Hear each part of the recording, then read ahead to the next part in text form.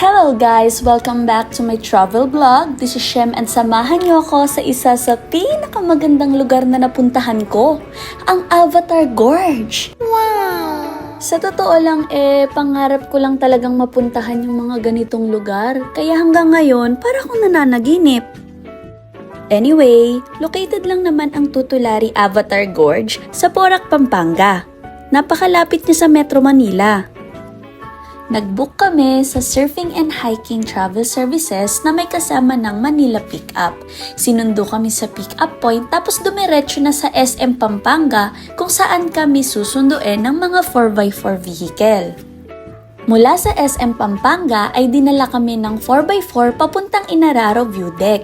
Ang maganda rito, wala nang mahabang lakaran o hike dahil ibinaba na kami mismo sa viewing area. Kaya pagdating mo, i-enjoy mo na lang ang breathtaking view. After that, dumiretso na kami sa Tutulari Avatar Gorge. Same experience din. Ihahatid ka na sa mismong entrance. O diba, wala akong masabi. Pagpasok mo pa lang, sobrang ganda na ng view. Kaya kung mahilig ka sa adventure, sa mga iba't ibang scenic spots, ito na yon. Puntahan mo na.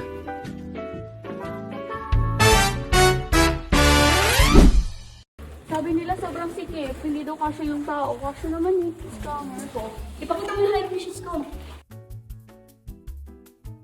Sobrang sarap sa paa, tapos ang ganda pa ng grip. Kahit na mabuhangin, hindi ako nadudulas. Kami apat lang sila. Oo, tatlo tayo. Ano, ikaw lang ang isa?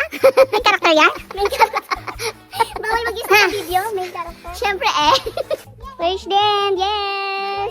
Yay! ChatGPT, remove everyone. Marami talagang di nakakaabot hanggang dulo. Oo, marami di nakakaabot ng dulo. Kasi naghihiwalay na.